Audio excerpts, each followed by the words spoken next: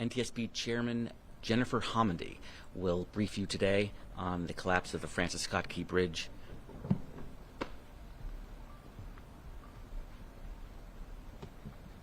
Good afternoon, and thank you for joining us. Next week marks 1 year since the striking of the Dali container ship with the Francis Scott Key Bridge in Baltimore. The bridge subsequently collapsed into the Patapsco River, killing 6 construction crew members and injuring another, as well as 1 person on board the vessel.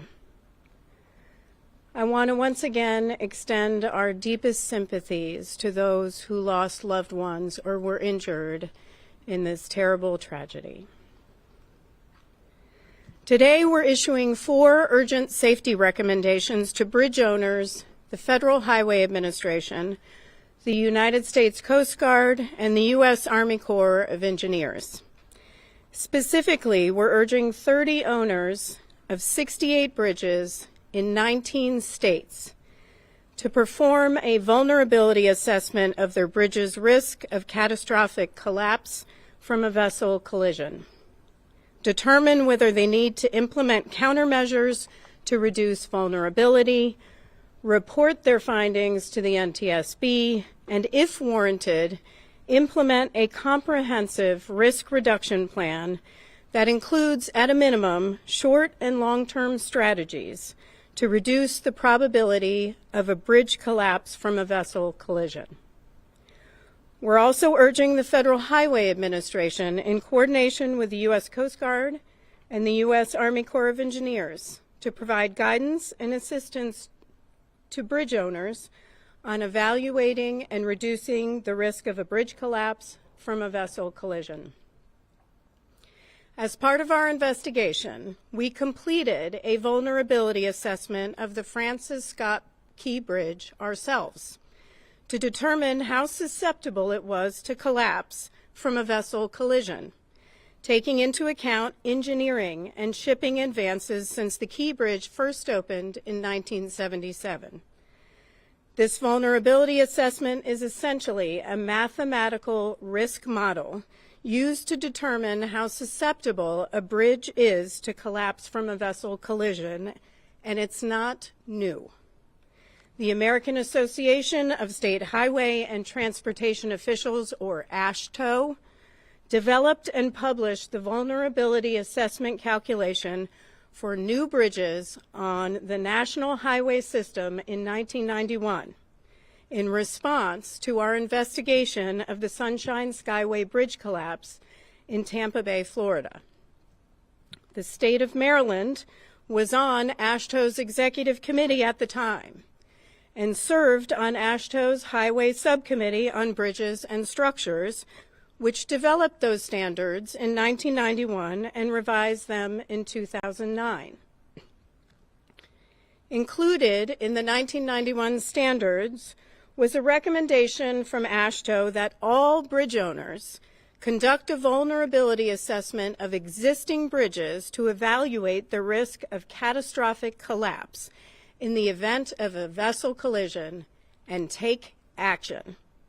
AASHTO reiterated that recommendation to states again in 2009, and I want to read the quote from the AASHTO guidance in 2009. All remaining existing bridges over navigable waterways with commercial barge and ship traffic should be evaluated using a vulnerability assessment in accordance with risk analysis procedures contained in this guide. The vulnerability assessments would meet NTSB recommendations to AASHTO, FHWA, and other federal agencies for improved bridge safety based on previous vessel collision accidents involving bridge failures. AASHTO continues on. Based on the vulnerability assessment evaluations of existing bridges within the state system, a screening process based on the estimated annual frequency of collapse can be used to identify and rank high-risk bridges and to prioritize vulnerable structures for potential rehabilitation, retrofit, peer protection countermeasures, or replacement. The Maryland Transportation Authority never ran the calculation on the Key Bridge, and as of October 2024, they still haven't on the Chesapeake Bay Bridge. Had they ran the calculation on the Francis Scott Key Bridge, the MDTA would have been aware that the bridge was almost 30 times greater than the risk threshold AASHTO sets for critical essential bridges. 30 times greater. And almost 15 times greater for Pier 17, which the Dolly struck, as well as Pier 18.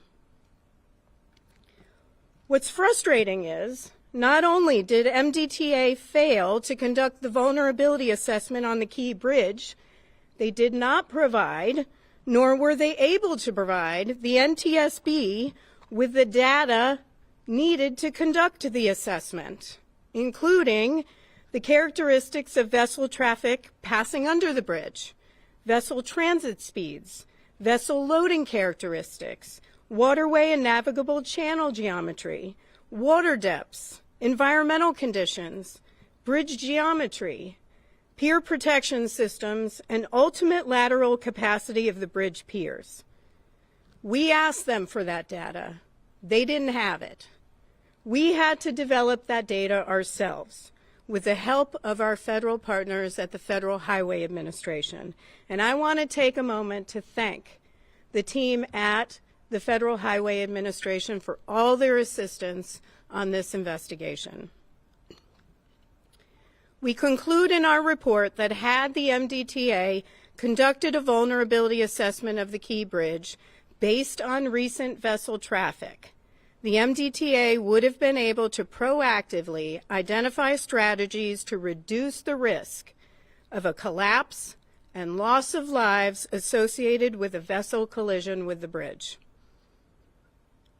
Like the Key Bridge, other bridges throughout the United States were designed before AASHTO's 1991 guidance.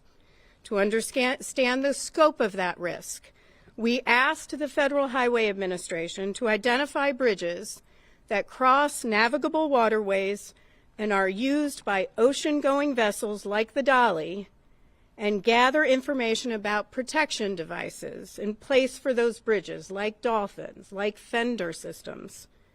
We then narrowed that list based on when the bridge was built, whether it had a vertical clearance of at least 80 feet, and whether it had substructures such as piers in a waterway. We also evaluated vessel traffic transiting under the bridges. We repeated the same process for bridges owned by the U.S. Army Corps of Engineers. And as a result, we identified 72 bridges in 19 states, managed by 30 bridge owners that were likely not designed and built to AASHTO specifications. Owners of 4 of those bridges performed a recent vulnerability assessment and are either implementing a plan to reduce their bridge's vulnerability or will be doing so in the future. The remaining 68 bridges that have not undergone a vulnerability assessment based on recent vessel traffic have an unknown level of risk of collapse from a vessel collision, which is why we're recommending that those 30 bridge owners take action now. Frankly, we've been sounding the alarm on this since the tragedy occurred, and in testimony before the House Transportation and Infrastructure Committee last April. We need action. Public safety depends on it. So the 30 bridge owners who will receive our urgent recommendations are the Bay Area Toll Authority, Caltrans, the Golden Gate Bridge Highway and Transportation District, the U.S. Army Corps of Engineers, the Florida Department of Transportation, the Georgia Department of Transportation, Skyway Concession Company, LLC, the Louisiana Department of Transportation and Development, the New Orleans Public Belt Railroad, the Maryland Transportation Authority, the Massachusetts Department of Transportation, the Mackinac Bridge Authority, the New Hampshire Department of Transportation, the Delaware River Port Authority, the New Jersey Turnpike Authority, MTA Bridges and Tunnels, the New York City Department of Transportation, the New York State Bridge Authority, the Ogdensburg Bridge and Port Authority, the Port Authority of New York and New Jersey, the Seaway International Bridge Corporation, the Thousand Islands Bridge Authority, the Ohio Department of Transportation, the Oregon Department of Transportation, the Pennsylvania Turnpike Commission, the Rhode Island Turnpike and Bridge Authority, the Harris County Toll Road Authority, the Texas Department of Transportation, the Washington State Department of Transportation, and the Wisconsin Department of Transportation. Now, I want to emphasize, because we don't want to see headlines naming a bridge of being at risk of collapse or imminent risk of collapse. A risk level above the acceptable threshold doesn't mean a collapse from a vessel collision is an absolute certainty. Likewise, a bridge design with a risk level below the acceptable threshold doesn't guarantee that a collapse from a vessel collision won't occur. What we are telling bridge owners is that they need to know the risk and determine what actions they need to take to ensure safety. Again, I want to reiterate our exact findings today and all 4 urgent safety recommendations verbatim. For finding number 1, had the Maryland Transportation Authority conducted a vulnerability assessment of the Francis Scott Key Bridge based on recent vessel traffic, as recommended by the 1991 and 2009 American Association of State Highway and Transportation Officials Guide Specifications, the MDTA would have been aware that this critical essential bridge was above the AASHTO threshold of risk for catastrophic collapse from a vessel collision when the Dolly collision occurred. Finding number 2, had the Maryland Transportation Authority conducted a vulnerability assessment of the Francis Scott Key Bridge using the American Association of State Highway and Transportation Officials Method 2 vulnerability assessment calculation, the MDTA would have had information to proactively identify strategies to reduce the risk of a collapse and loss of lives associated with a vessel collision with the bridge. Finding number 3, the 30 owners of 68 bridges over navigable waterways frequented by ocean-going vessels are likely unaware of their bridge's risk of catastrophic collapse from a vessel collision and the potential need to implement countermeasures to reduce the bridge's vulnerability. Urgent Recommendation 1 to the Federal Highway Administration. In coordination with the U.S. Coast Guard and U.S. Army Corps of Engineers, establish an interdisciplinary team, including representatives from the Federal Highway Administration, U.S. Coast Guard, and U.S. Army Corps of Engineers, and provide guidance and assistance to bridge owners on evaluating and reducing the risk of a bridge collapse from a vessel collision. Urgent Recommendation number 2, the U.S. Coast Guard and the U.S. Army Corps of Engineers as the recipient of Recommendation number 2. Support the Federal Highway Administration in establishing an interdisciplinary team and provide guidance and assistance to bridge owners on evaluating and reducing the risk of a bridge collapse from a vessel collision. Urgent Recommendation number 3 to the 30 bridge owners. Calculate the AASHTO Method 2 annual frequency of collapse for the bridges identified in Appendix B of the report that we issued today, for which you are responsible, and inform the NTSB whether the probability of collapse is above the AASHTO threshold. If the calculations that you performed in response to the safety recommendation indicate that a bridge has an annual frequency of collapse greater than the AASHTO threshold, develop and implement a comprehensive risk reduction plan that includes, at a minimum, guidance and assistance from the Federal Highway Administration, U.S. Coast Guard, and U.S. Army Corps of Engineers interdisciplinary team. And The fourth recommendations, develop short and long-term strategies to reduce the probability of a potential bridge collapse from a vessel collision. Now, a few things about the status of the investigation itself. We're releasing over 1,000 pages of investigative material in the public docket today, including our bridge factual report and some interviews. Next week, we intend to release the hazardous materials, meteorological, and survival factors factual reports, as well as a study conducted by our Office of Research and Engineering on vessel size increases and associated safety risk. In the next few weeks, we intend to publicly release the voyage data recorder audio transcripts and associated data. We're still finalizing the engineering, nautical operations, and anchorage factual reports. We'll then begin working on our analysis and developing our findings, our probable cause, and our safety recommendations with a final report released this fall. Now with that, I will take some questions. Please raise your hand. I'll call on you. Please state your name and your affiliation. My name is Jessica Babb. I'm with Fox 45 out of Baltimore. So I know you said that the MDTA did not provide or not calculate these risk assessments on the Key Bridge. The Dolly was a sizable cargo ship. So had the MDTA conducted this assessment, could they have put measures in place you believe could have prevented this collapse? And if so, what types of measures would those have been? Yeah, so these bridge owners need to be looking at recent vessel traffic. Things have changed over time. Vessels have gotten bigger, heavier. At one point in the 1950s, we had vessels that had just 800 containers on them. Now we're talking 24,000 containers. So they need to take a look at specific measures that are included in the AASHTO guidance. So yes, MDTA would have known the risk and could have taken action to safeguard the Key Bridge. Do you think that collapse could have been prevented, though? Had they done that, the collapse could have been prevented. Yes.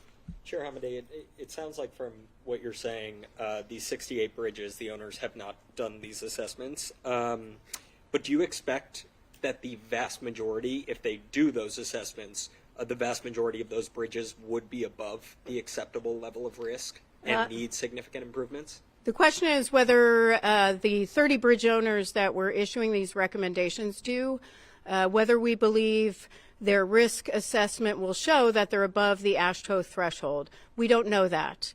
That is something that this is why we are urging those bridge owners to take action. We're hoping it's very few, but we don't know that at this time. We believe they don't know that, and they need to determine what their risk is and start to put in those protective measures if warranted. One thing I do want, back to your question on could they have taken action, would have prevented it, this is not new. They could have been evaluated, MDTA could have done this evaluation numerous times over the past several decades. It was recommended by AASHTO in 1991. It was recommended by AASHTO in 2009. They were part of that subcommittee in issuing those recommendations, and they especially should have looked at the change in vessel traffic, certainly after the 2016 expansion of the Panama Canal. Yes. Thank you for taking my question. Phil Yakubuski from WBAL Radio in Baltimore. You talked about the process that they should have done these assessments. Were there warning letters sent to them? Can you talk about that? How did you keep tabs that this was not being done? So the question is the vulnerability assessments and how MDTA had not done these vulnerability assessments. It was a recommendation from AASHTO in 1991 and again in 2009.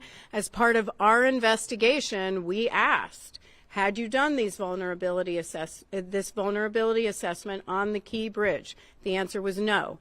We then asked, are you doing this vulnerability assessment on the Chesapeake Bay Bridge?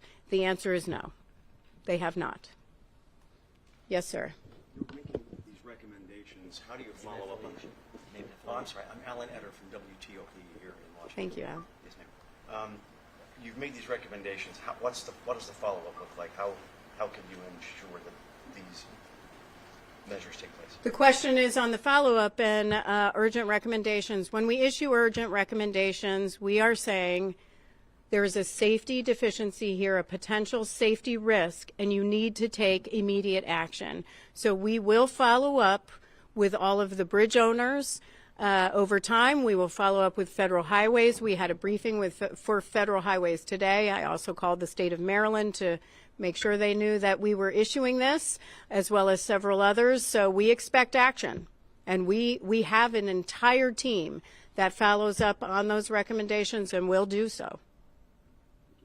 Ms. Hamdi, Kate Amara from WBAL-TV in Baltimore. I am curious if the Bay Bridge is on, the Chesapeake Bay Bridge in Maryland is on the list of the 68 bridges, because I'm also wondering, if so, could that be the only bridge of the 68 where the owners knew it was on the list? Because back in May, your preliminary report specifically directed the MDTA to do short-term and long-term studies to upgrade the existing protection. So is the Bay Bridge on the list? Did they already know they were on this list? And do they give you any explanation for why, as of November, the assessment still had not been conducted? Yeah, the question is on, did MDTA, is the Chesapeake Bay Bridge on the list of 68 bridges and its bridges and bridge spans? The answer is yes. The east and westbound portions of the bridge are on the list of 68. And then the question is about their vulnerability assessment and conducting the vulnerability assessment. We asked MDTA, are you doing it? In writing, as of October, they stated no. Certainly, if they build a new bridge, they will have to. But as of the existing bridge, we know that they have not done that. Calculation, that vulnerability assessment takes a long time. There's no reason why they shouldn't have done it before now. It shouldn't take an urgent safety recommendation to get action, and we expect that to be done now. And we'll follow up. Thank you. Sure. Yes, sir. Chair Hamdi, Adam Tuss, Channel 4 here in D.C. People have a hard time driving over the Bay Bridge as it is right now. What would your advice be to them if the safety risk is kind of unknown at this point in time? Yeah, the question is about concerns over safety and driving over the Bay Bridge. I also drive over the Bay Bridge at times. I would say the reason we are issuing urgent safety recommendations is we don't want this to occur. Certainly, the same type of traffic goes under the Bay Bridge, but at higher speeds. And so what we are trying to do is prevent something in the future. That is always what we're trying to do in issuing our safety recommendations. In this case, they need to know the risk and take action. It doesn't mean there is a risk there.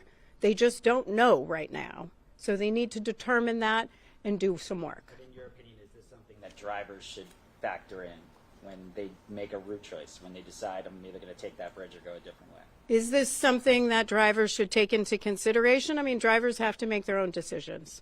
Especially, when it comes to their day-to-day travel. Yes, ma'am. Hi, Firdausa Stover with Fox News Channel. Have you spoken with the Maryland Governor, Wes Moore, about the challenges with MDTA? Have I spoken with Governor Wes Moore about the challenges with MDTA? Our investigative team has worked well with MDTA throughout the investigation. They have gotten a lot of information from them. They didn't have the information to provide. So it wasn't that they were withholding the information, but they didn't have the data that needed to go into that calculation.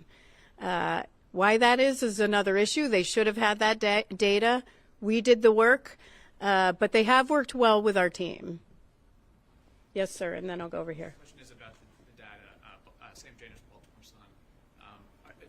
Do you know if they have changed any of their data collection systems, and if they even have the data to have a full risk assessment for the Bay Bridge at this point? Does MDTA have the data to do a full risk assessment of the Chesapeake Bay Bridge? They've certainly had enough notice to go ahead and get that data together. This is part of our recommendations where we are asking urging Federal Highway Administration, the U.S. Coast Guard, and others to work with the states to help them do that. So hopefully they'll be able to take action, but this is a great question for MDTA on what they do have available for the Chesapeake Bay. Yep. Elizabeth Worthington from WAR 2 News in Baltimore. So you testified last spring in the Senate that after that Sunshine Skyway Bridge collapse, the NTSB recommended to the Coast Guard to evaluate pier protection systems in the context of the shipping traffic those bridges see, but that was never done because the Coast Guard said at the time it didn't have the authority. Do they have the authority, and are they doing that now? And that testimony was before House Transportation and Infrastructure Committee. Their authority, I think, I don't know the answer to their authority. We will get back to you on that. They did not have the authority at the time. Federal Highways Administration also currently doesn't have the authority to mandate that risk assessment and those changes for those older bridges prior to 1991. But what I did testify to at that time is that bridge owners need to take action now and not wait. 2 more questions? And then, yeah. So, kind of two questions. Like, were you surprised by these numbers? And then also, just to get at this, why are the assessments still important? Were we surprised by the numbers? I can say yes. We were very surprised that they were so high, 30 times almost 30 times greater than the threshold that AASHTO sets, and 15 times for Pier 17 and Pier 18. That was a surprise to all of us. But, it's something that MDTA could have known and should have known. And why is it important, you asked? It's important to understand risk so that you can take action now, implement short-term and long-term strategies to ensure public safety. Last question. So we actually asked MDTA over the summer when we were doing a story for the AASHTO frequency of collapse calculations, and MDTA replied, this is a direct quote from them, "This specification on analysis for pier protection is used only when designing a new structure to determine if/where pier protection is needed." Were they wrong on that? They might want to, there was a quote somebody read about a response on pier protection and about how it applies to new bridges. That 1991, they might want to read their own guidance. They were on the AASHTO Executive Committee in 1991, and they were on the subcommittee that developed the 1991 guidance and the 2009 update. It says very clearly on page 3, you should do the same calculation and risk assessment and put protective measures in place for your existing bridges before this guidance came out. So there's no excuse. Thank you so much. Thank you for watching. Make sure you subscribe to our YouTube channel and be sure to watch more videos from Fox Illinois.